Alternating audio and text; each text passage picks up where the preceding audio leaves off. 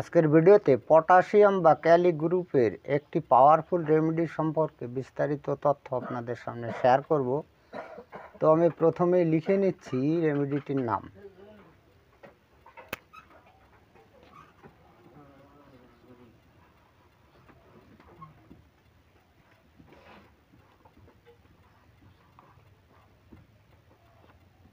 রেমেডিটির নাম হচ্ছে Kelly nitricum. ঠিক আছে, এবার এই রেমেডিটি খুবই পাওয়ারফুল, খুবই অ্যাক্টিভ। এবার এই রেমেডিটি সম্পর্কে যদি আমরা বিস্তারিত তথ্য জানতে চাই, তাহলে আগে জেনে নিতে হবে এই রেমেডিটি কী দিয়ে তৈরি। তো আমরা যদি সেটা জানি তাহলে সেটি সম্পর্কে মোটামুটি একটা ধারণা হয়ে যাবে প্রথমেই। তো এর জন্য আপনাদের একটা পিকচার দেখানোর দরকার। দেখুন, এই পাশের ছবিটিতে সাদা বর্ণের যে পদার্থটি দেখতে পাচ্ছেন, চিনির মতো যে পদার্থটি দেখতে পাচ্ছেন, এটা এক প্রকার লবণ। তবে এ লবণ কিন্তু খাদ্য লবণ নয়। আমরা যে লবণ খাই, এ লবণ কিন্তু সেই খাদ্য লবণটা নয়। এই লবণটার নাম হচ্ছে পটাশিয়াম নাইট্রেট। আমি লিখি তাহলে আপনাদের অনেকটা ধারণা হয়ে যাবে। এটার নাম হচ্ছে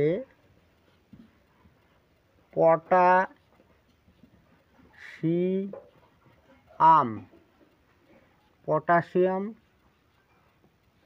নাইট্রেট।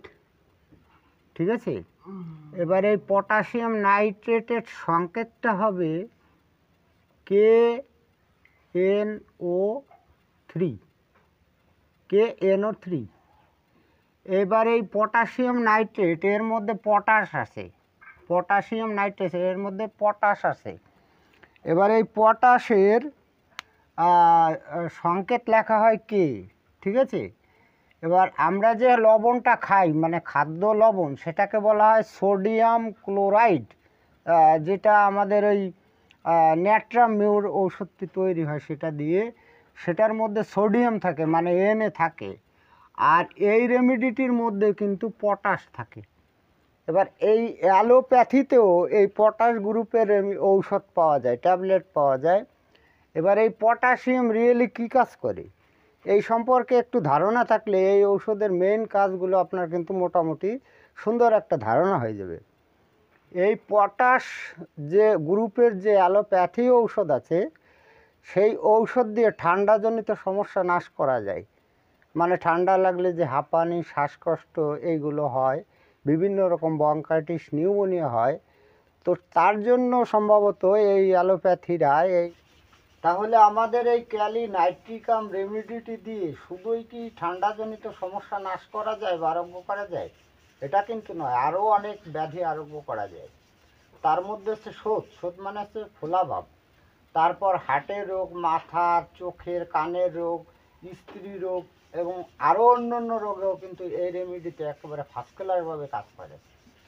তো আমাদের এই রেমেডিটিতে যে প্রধানতম লক্ষণগুলো রয়েছে, মানে মোটের উপরও যে লক্ষণগুলো রয়েছে, যদি আমরা সেগুলো জেনে নিই তাহলে রোগীকে কিন্তু আরোগ্য করতে আমাদের সুবিধা হয়। তো আজকের ভিডিওতে রেমেডিটির ড্রাগ পিকচার অঙ্কন করার জন্য এমন কিছু গুরুত্বপূর্ণ তথ্য আপনাদের সামনে এক্সপ্লেন করে শোনাবো, যাতে সঠিক ঔষধ নির্বাচনের মাধ্যমে রোগীকে আরোগ্য করা যায়। ভিডিওটি ভালো লাগলে লাইক, কমেন্ট, শেয়ার করবেন এবং আপনি যদি এই চ্যানেলে নতুন এসে থাকেন তাহলে চ্যানেলটিকে সাবস্ক্রাইব করে রাখবেন পরবর্তীতে নতুন ভিডিওর নোটিফিকেশন সবার আগে পাওয়ার জন্য। এবার এই রেমেডিটি মোটামুটি একটা রেমেডি, মানে খুব বড়ও নয় এবং খুব ছোটও নয়। এই রেমেডিটিতে কিন্তু 10টি প্রধানতম লক্ষণ রয়েছে। আমরা চটপট জেনে নেব এই 10টি প্রধানতম লক্ষণ কী। মানে এটাকে বলা হয় ড্রাগ পিকচার। একটা ঔষধ কোন কোন ধরনের কাজ করে, সেই রোগীর চিত্রটা কেমন হবে যদি আমরা মনে মনে ভেবে নিই, তাহলে কিন্তু সঠিক ঔষধটা একবারে খুঁজে পাবো 100% সুনিশ্চিতভাবে। তো যাই হোক, আমরা 1-2 করে জেনে নেওয়ার চেষ্টা করি যে এর প্রধানতম লক্ষণগুলো কী রয়েছে। প্রধানতম লক্ষণ নাম্বার 1-এ রয়েছে মন। তার মানে আমি বলতে চাইছি এই ক্যালি নাইট্রিকাম রোগীদের মানসিক অবস্থাগুলো কেমন থাকে। তো এদের মানসিক অবস্থা থাকে অবসাদগ্রস্ত এবং মানসিক ক্লান্তি। মানে এদের মনের মধ্যে একটা অবসাদগ্রস্ততা ভাব থাকে এবং মানসিক ক্লান্তি মানে বিভিন্ন রকম দুশ্চিন্তা করে এরা কিন্তু মানসিক ক্লান্তিতে ভোগেন। তো তো এই দুটি অবস্থা এদের মানসিক অবস্থার মধ্যে থাকে। এবার আমরা নেক্সটে জেনে নেব মাথা সম্পর্কে, মানে মাথার কোন ধরনের রোগ হয় এবং সেই ধরনের রোগে কি প্রকার লক্ষণ দেখা যায়।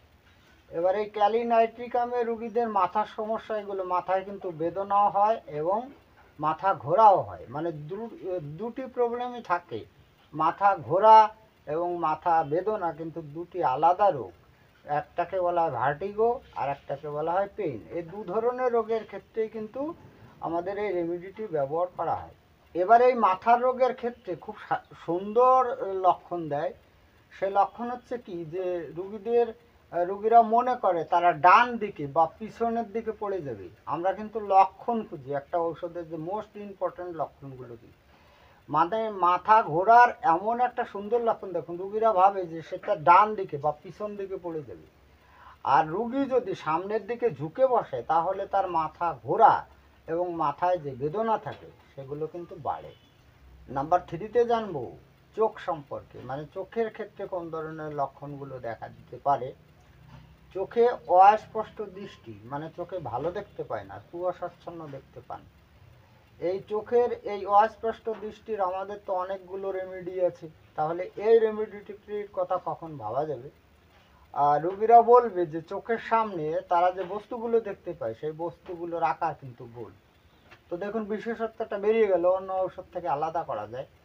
এছাড়াও রোগীদের চোখের মধ্যে জ্বালা হয় এবং চোখ থেকে জল পড়ে, এই ধরনের প্রবলেমগুলো অবশ্যই কিন্তু দেখা যায়। এবার নাম্বার 4-এ জানি নাক সম্পর্কে। এই নাকের ক্ষেত্রে আমরা কোন ধরনের লক্ষণগুলো পাবো। নাকের ডগা লাল বর্ণ হয় আর চুলকায়। দেখুন একটা বিশেষত্ব আছে কিন্তু, এই যে নাকের ডগা, নাকের একেবারে মাথা আমরা যেটাকে বলি, সেখানে কি হয়, সেখানে লাল বর্ণ হয়, চুলকায়, হ্যাঁচি হয় রুগীদের, নাক ফোলা ভাব থাকে। তবে এই যে সমস্যাগুলো আমি বললাম, এই সমস্যাগুলো অধিকাংশ ক্ষেত্রে কিন্তু ডান দিকে হয়। এছাড়াও নাকের মধ্যে যে পলিপাস হয়, সেই পলিপাসেরও একটা ভালো ঔষধ হচ্ছে আমাদের এই ক্যালিনাইট্রিকাম। তাহলে বোঝা গেল যে নাকের ক্ষেত্রে আমরা কোন ধরনের লক্ষণগুলো পাবো। এবার নাম্বার 5-এ আসি মুখ গহ্বর। মুখ গহ্বর মানে হচ্ছে মুখের মধ্যে। এবার এই মুখের মধ্যে যে সমস্ত লক্ষণগুলো থাকে সেক্ষেত্রে জিহ্বার লক্ষণগুলোই মোস্ট ইম্পর্ট্যান্ট। তো জিভায় কি হয়, জিভে রুগীদের ফোলা থাকে, জিভে জ্বালা হয়, জিভ লাল বর্ণ হয়, এই সমস্ত জিভের ক্ষেত্রে থাকে। এছাড়াও গলার মধ্যে, এই গলার ভিতরটায় রুগীরা মনে করে যে সংকুচিত হয়ে যাচ্ছে বা ফুলে গেছে বা ফুলে রয়েছে, এই ধরনের লক্ষণগুলো রুগীরা কিন্তু অনুভব করে এবং দেখতেও পাওয়া যায়। নাম্বার 6-এ বলবো হার্ট সম্পর্কে। এই হার্ট মানে কি, হার্ট মানে হচ্ছে হৃৎপিণ্ড। এই হার্টের রোগীদের ক্ষেত্রে আমরা কোন ধরনের লক্ষণ দেখতে পারবো। এই হার্টের রোগের জন্য এই ওষুধটি বেশ ভালো কাজ করে। এবারে হার্টের রোগীদের ক্ষেত্রে আমরা দেখতে পারবো রোগীদের প্যালপিটেশন হচ্ছে এবং এই হার্টের স্থানে বেদনা হচ্ছে। আর একটা মজার বিষয় আছে, এই হার্টের রোগীদের যে পালস, মানে এই নাড়ি কিন্তু সুতোর মতো ধীরে ধীরে চলে। তাহলে এর থেকে আমরা বুঝতে পারবো যে এই হার্টের রোগীদের আমাদের এই ক্যালিনাইট্রিকাম ওষুধ দেওয়া যেতে পারে। নাম্বার 7-এ আসবো শোথ। শোথ মানে হচ্ছে ফোলা। এবার এই ফোলা রুগীদের আমরা কোন ধরনের লক্ষণ দেখতে পারবো। দেখবেন অ্যাজমা রুগীদের সারা শরীরে শোথ ভাব। অ্যাজমা মানে হচ্ছে শ্বাসকষ্ট, হাঁপানি আছে, তারা যদি ফুলে যায় তাহলে এই ওষুধটির কথা ভাবতে পারেন। এবং এই শোথ ভাবের সঙ্গে আরও কিছু লক্ষণ যোগ হয়, মানে থাকে, সেগুলো হচ্ছে কি, যে পাকস্থলীর বিভিন্ন ধরনের প্রবলেম থাকে রুগীদের এবং দুর্বলতাও থাকে। এবার নাম্বার 8-এ জানবো ফুসফুস সংক্রান্ত লক্ষণে। দেখুন ফুসফুস রোগে কিন্তু অব্যর্থ ফল দেয় ঔষধটা, আমি প্রথমে বলে গেছি যে ঠান্ডাজনিত সমস্যার কারণে। এবার এই ফুসফুসের রোগীদের একটা কথা মনে রাখতে হবে যে কার্ডিয়াক অ্যাজমা রোগীদের শ্বাসকষ্ট, বঙ্কাইটিস, নিউমোনিয়া, হাঁপানি বলুন, সর্বঙ্গ বলুন, যাবতীয় উপসর্গে এই ঔষধটি কিন্তু অব্যর্থ ফল দেয়। তো আপনাকে এখন জানতে হবে যে কার্ডিয়াক অ্যাজমাটা কি। কার্ডিয়াক অ্যাজমাটা হচ্ছে যে সমস্ত রোগীদের হার্টের প্রবলেমের জন্য, মানে হার্ট রোগের জন্য শ্বাসকষ্ট হয়, সেই রোগটিকে বলা হয় কার্ডিয়াক অ্যাজমা। তো কার্ডিয়াক অ্যাজমা রোগীদের যাবতীয় শ্বাসকষ্ট কিন্তু এই ঔষধটি দিয়ে ভালোভাবে আরোগ্য করা যায়। নাম্বার 9-এ জানবো স্ত্রী রোগ। স্ত্রী রোগেও কিন্তু এই রেমেডিটি বেশ ভালো কাজ করে। আর রোগিণী যদি কার্ডিয়াক অ্যাজমাগ্রস্ত রোগী হয় তাহলে তো কোনো কথাই নেই। এবার কথা হচ্ছে যে ফিমেল ডিজিজের ক্ষেত্রে আমরা কোন ধরনের লক্ষণগুলো দেখতে পারবো। এবার এই ফিমেল ডিজিজের ক্ষেত্রে রোগিণীদের যে পিরিয়ড, সেই পিরিয়ড কিন্তু নির্দিষ্ট সময়ের আগে হয় এবং পিরিয়ডের পরিমাণে বেশি হয়, সেটা কালচে বর্ণের হয়। এই হচ্ছে স্ত্রী রোগীদের সমস্যাগুলো। এর সঙ্গে পিরিয়ডের সময় ওদের কিন্তু এই ব্যাক পেইন হয়, মানে এই পিঠে ব্যথা হয়, এই লক্ষণটি থাকে। এবার আমি সর্বশেষ লক্ষণটি জানবো হচ্ছে, সেটা হচ্ছে ঔষধের শক্তি ও ডোজ। এই ঔষধটি 30 শক্তি অধিক কাজ করে। যে সমস্ত ডক্টরবাবুরা এই ঔষধটি ব্যবহার করে চমৎকৃত হয়েছেন, তারা দেখেছেন যে 30 শক্তি এই ঔষধটি বেশি কাজ করে। এবার এই 30 শক্তি আপনাকে অবশ্যই কিন্তু সূক্ষ্ম মাত্রায় ব্যবহার করতে হবে। এবার সূক্ষ্ম মাত্রায় ঔষধটা আপনি কীভাবে বানাবেন, সেটার একটা অর্ডিনারি পন্থা আপনাকে আমি বলে দিচ্ছি, আপনি এইভাবে করে নেবেন। সেটা হচ্ছে কি, 500 ml আপনাকে ড্রিঙ্কিং ওয়াটার নিতে হবে, 500 ml। এবার এই 500 ml ড্রিঙ্কিং ওয়াটারের মধ্যে কয়েক ফোঁটা আরএস দিতে হবে। এবার আরএস দেওয়ার পরে আপনার এই যে ঔষধটি 30 পাওয়ারের ঔষধটিটাকে দিতে হবে 1 ড্রপ। 1 ড্রপ মানে হচ্ছে 1 ফোঁটা, ঠিক আছে? মাত্র 1 ফোঁটা দিতে হবে এবং 1 ফোঁটা দেওয়ার পূর্বে বোতলটিকে 10 বার সজোরে ঝাঁকিয়ে দিয়ে নিতে হবে।